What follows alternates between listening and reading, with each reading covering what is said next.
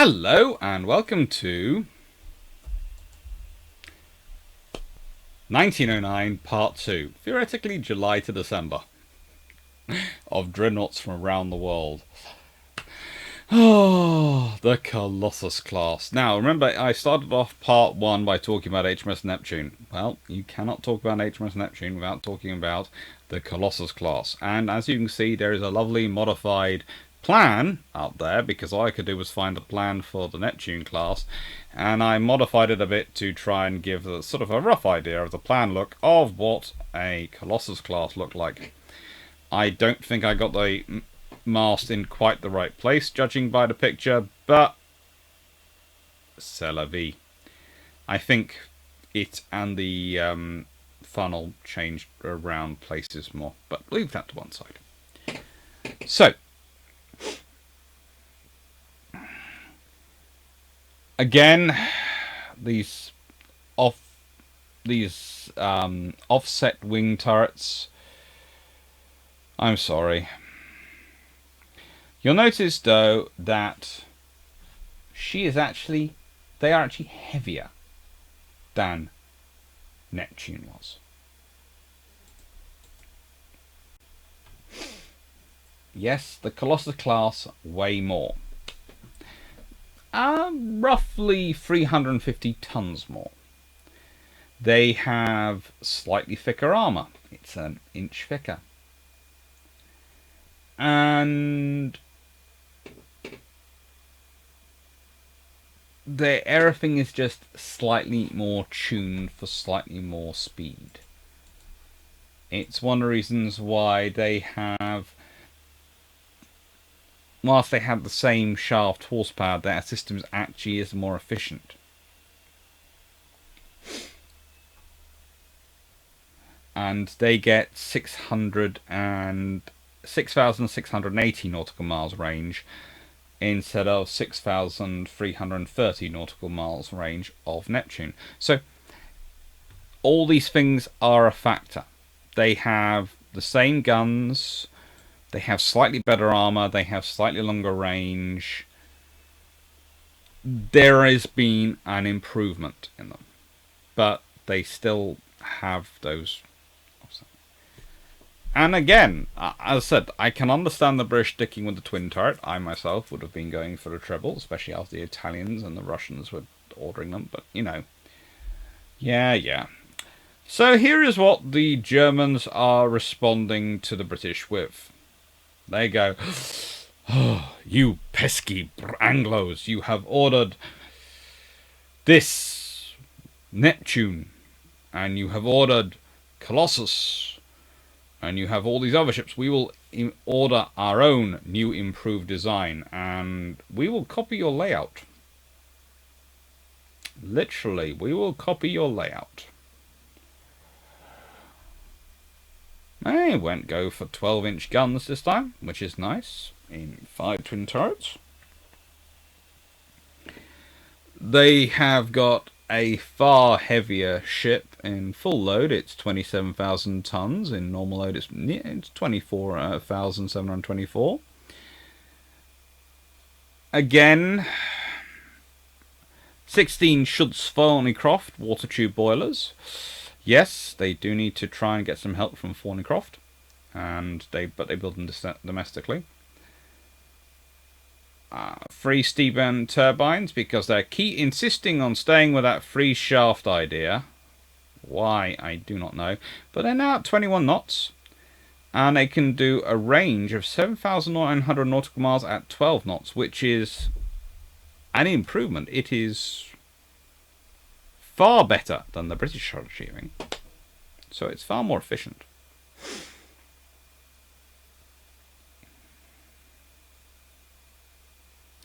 Their armor belt is 13.8 inches, and at this point, honestly, you can say the Kaisers look better.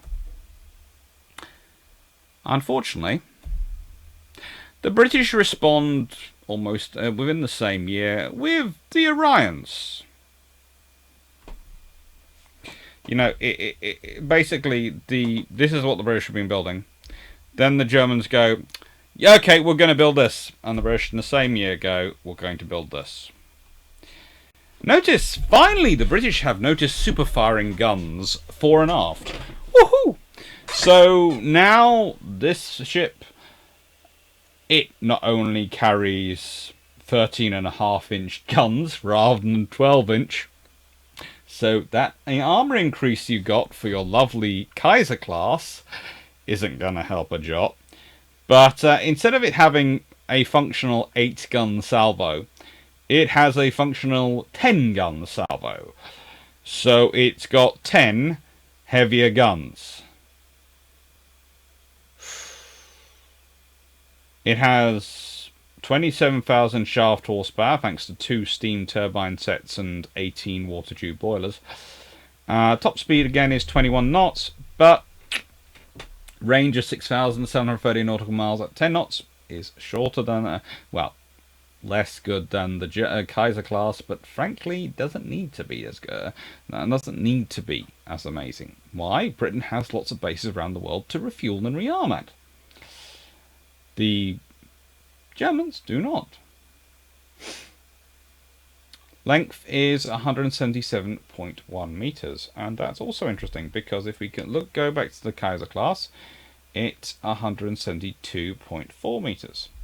So it's a little bit longer. Armor 8 to 12 inches. Kaiser class.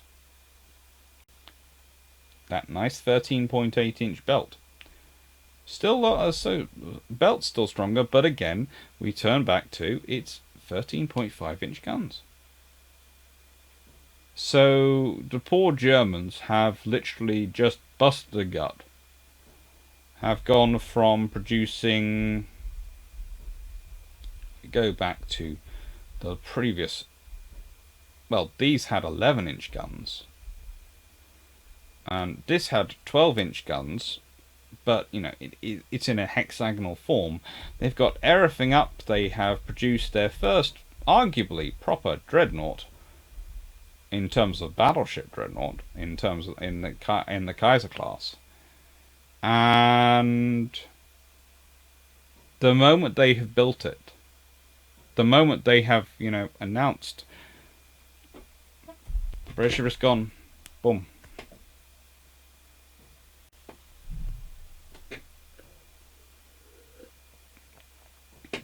You can also argue, though, this is what's interesting about this is they could arguably have kept the 12-inch guns, put in more armor, and still produced a better ship. Why are they going to 13.5-inch guns? I would argue it's to offset those Italian and Russian battleships. They've got 12-inch guns. If Britain wants to keep with double turrets, which they do prefer because they're cheaper and they can churn them out more, they need to have 6 to accommodate them. And centerline along the way, and it gets very complicated, as we'll see, because some ships do have many, many more double turrets. Going up, A, raises the stakes, and B, gives you offsets that advantage. Still gives you the weight of fire.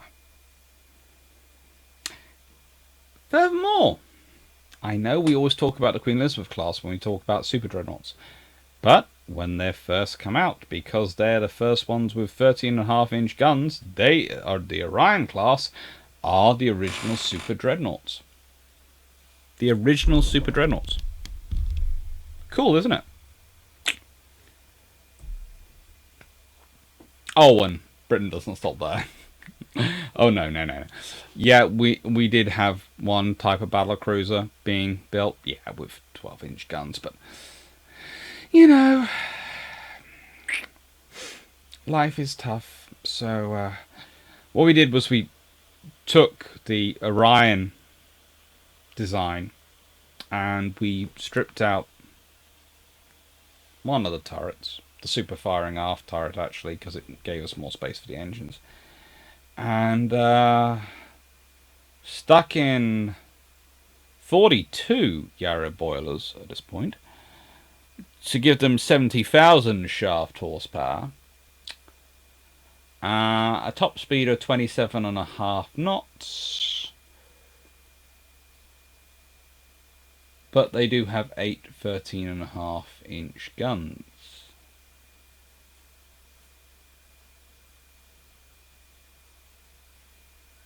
Again, this is ordered in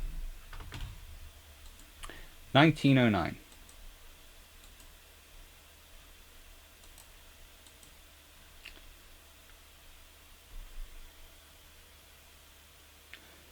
In fact, HMS Lion is ordered November 1909.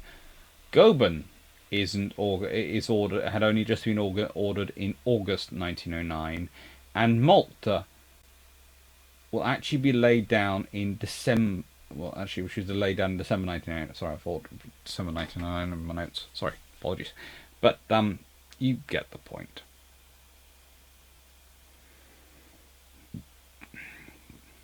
The British have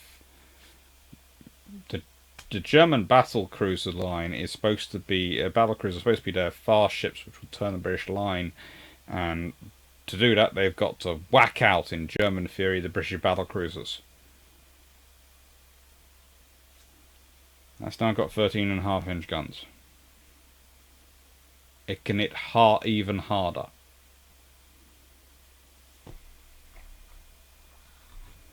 And it's got a real broadside of 8 rather than a functional broadside of 6.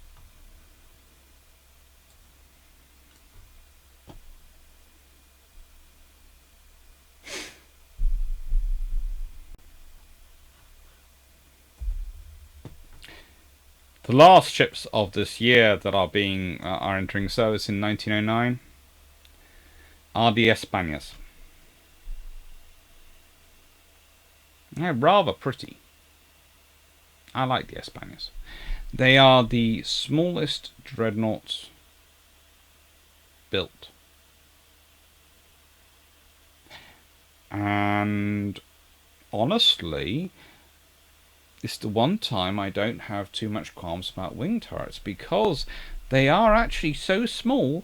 The guns actually fire when they fire forward. In the case of the wing turret, which can fire, which is set looking forward, the muzzles are actually forward of the structure, and aft. I think they're actually aft of the structure, so they don't actually damage the structure because the ship's so small. The guns actually out-lengthen the structure. They're cute. They are cute, but they are titchy. They are 15,000 tons in normal, 16,000 tons in full, and they're just lovely. But they are titchy. So, you have Britain has now laid down another set of markers. Germany was just, in terms of theoretically, its actual ship design was just starting to try and peg in to the British. Had advantages in range. You could argue about the advantages in armour. I'm not quite sure about it myself, because some of the German quality control in armour seems to be less than we would expect, but never count out the Germans technologically. They do tend to produce over-complicated designs and over-engineered designs, but they do tend to be good. But the British have basically jumped down to, well, they're gone, yep, we've increased the gun sizes, now what are you going to do? And they have ordered both a squadron of battleships and a battle cruiser with these.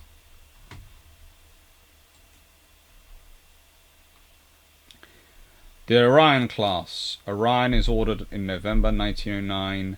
Monarch, April 1910. Conqueror, April 1910. and Thunderer, April 1910. So, they start off with Orion. They get 5 months into build.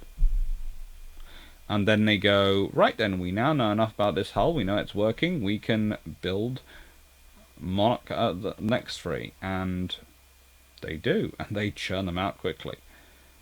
They all are in service by the end of 1912. Including Conqueror, which gets delayed.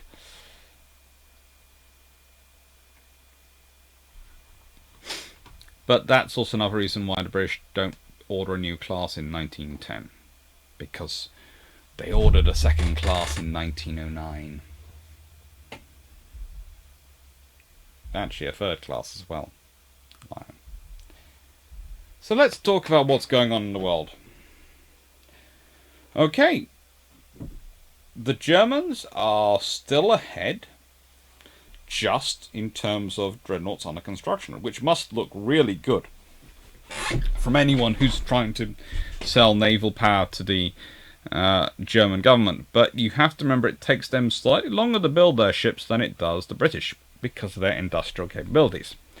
You have Italy building, you have Brazil building, you have Japan building, you have Spain building, you have America building. They've gone up more. And you have Britain building. And Britain is the one which is far and away operating the most already. Which affects how Britain is building them. You have to remember this. The only other nations which take such a considered approach are probably the Americans and the Japanese, in that they are building and then pausing and then building and pausing. With the Americans, it develops into the idea that, hang on, what do we need this for? And there's a reason they don't go for battlecruisers till after World War One. Prior to World War One, they don't really need battlecruisers. After World War One, when they're starting to think about becoming a world power and really actually emphasizing the world stage, that's when you start to think about economic warfare, commerce, now more than just fighting battles, which had been the traditional American expeditionary naval strategy. Turn up, fight a battle, dominate the area, organize the peace. Well, battle cruisers are about a longer war, and not a war which lasts longer. That's the other thing with economic warfare. It isn't quick. Economic warfare is not a quick tool. Again, though, I think you have a problem when you start looking at these facts and just looking at the figures and going, Because if you look at this, the British should be really worried. But at this point, they do not consider buying the Brazilian battleships. They do not consider possibly buying other nations' battleships. They are happy. Germany might be building some. But Britain is not worried about it. I do believe it's getting light outside. So, this one is the second of today, so it's going to be slightly shorter.